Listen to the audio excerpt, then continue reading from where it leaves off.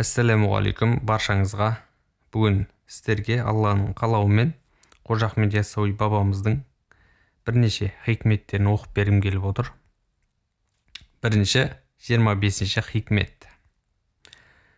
18 мың ғаламға сәруар болған Мұхаммед, 33 мың асхабқа сардар болған Мұхаммед, жалаңаш пен аштыққа қанағатшыл Мұхаммед, сор қайнаған үмметқа шапағатшыл Мұхаммед, түн баласы ұйықтамай таң атырған Мұхаммед, ғаріп пенен жетімге жана шыған Мұхаммед, жолдан азған күміраға жол аршыған Мұхаммед, күні түскен адамға жәрдемдескен Мұхаммед, Әбу Жәһіл Ләһабқа қарғыс айтқан Мұхаммед, жаны таза жандарға алғыс айтқан Мұхаммед, намаз руза қылғанға ғибадатшыл Мұхаммед, тынбай тасбих тартқанға риядатшыл Мұхаммед, малғұн лағын шайтанға арбалмаған Мұхаммед, шариғаттың ақ жолын нұрландырған Мұхаммед, тарихатқа жолбасшы адастырмас Мұхаммед, дұғалары бек қабыл бола тұғын Мұхаммед,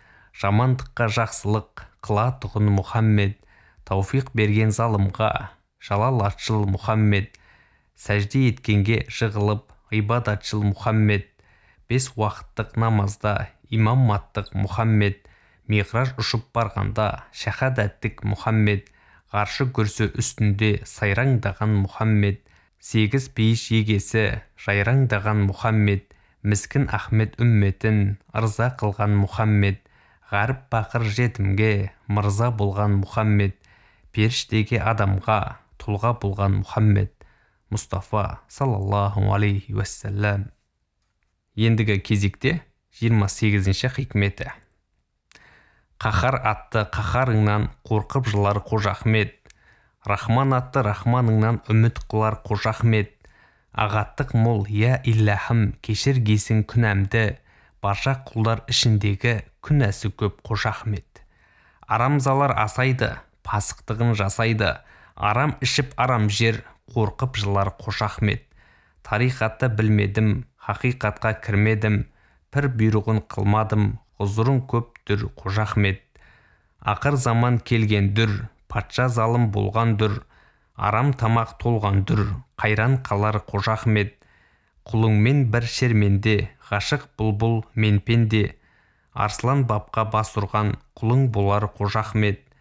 Құл Қожа Ахмет тағат қыл, жыламасаң ағат бұл, бәле келсе қарап тұр, хақтан болар Қожа Ахмет.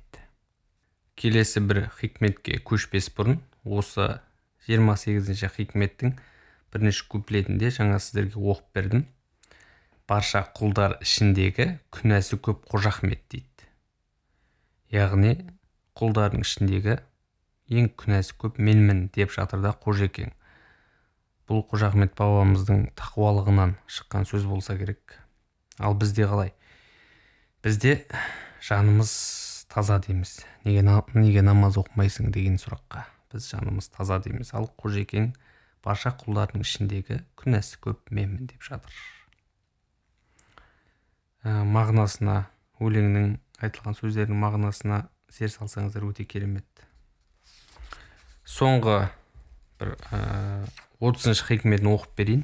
Сіздерге арасынан оқып беріп жатырмын, бүкіл хикметін емес, өйткені кейбір хикметтері кішкене түсініксіздеу болуы мүмкін. Түсінікті болатын хикметтерін оқып беріп жатырмын. 30-ші хикмет. Тозақ пен жұмақтың айтысы жөнінде. Керемет, тыңдай отырыңыздар. Пейіш тозақ айтысты, айтыспаққа баян бар. Тозақ айтар, мен артық, менде перғауын хаман бар. Пейіш айтар, не дейсің, не айтарыңды білмейсің, сенде болса перғауын, менде Жүсіп кәнган бар. Тозақ айтар, мен артық, менде бақыл құлдар бар. Бақыл құлдың мойнында оттан ескен шынжыр бар. Пейіш айтар, мен артық, менде пайғамбарлар бар. Пайғамбарлар алдында Кәусар менен хорлар бар. Тозақ айтар, мен артық, тарса жөхіт менде бар. Жөхіт тартса тартатын түрлі азап жазам бар. Пейіш айтар, мен артық, менде мүмин құлдар бар. Мүминдердің алдында алуан түрлі тағам бар. Тозақ айтар, мен артық, менде залым құлдар бар. Залымдарға беруге зәһәр заққұм улар бар. Пейіш айтар, мен артық, менде ғалым құлдар бар. Ғалым құлдар алдында аят хадис құран бар. Тозақ айтар, мен артық, менде пасық арам бар. Арамдардың мойнында ыстық темір арам бар. Пейіш айтар, мен артық, менде зәкір құлдар бар. Зәкірлердің алдында зікір иллахим сүбхан бар. Тозақ айтар, мен артық, бейнамаздар менде бар. Бейнамаздар мойнында шаян менен жылам бар. Пейіш айтар, мен артық, дидар көркем менде бар. Ақ дидарын көрсетер, мейірімі артық рахман бар. Тозақ сонда түк тұрды, пейіш тізе бүктірді. Қожа Ахмет не ұқтырды, ұқтырушы Аллам бар. Мәше Алла, керемет өлең. Қандай мағыналарды түсіндіңіз, не ұқтыңыз, комментарийге жазып бөлісіп кетсеңіздер болады. Қолдап, лайк басып отырыңыздар. Баршаңызға амандық тілеймін. Және ұмытып барады екем, сіздерге айта кететін бір кішігірім ақпарат. Осыдан біршама бір қателеспесем, 2-3 жылдай уақыт болып қалды. Қожа Ахмет Яссауи бабамыз жөнінде бізге түріктер сериал түсіріп берді.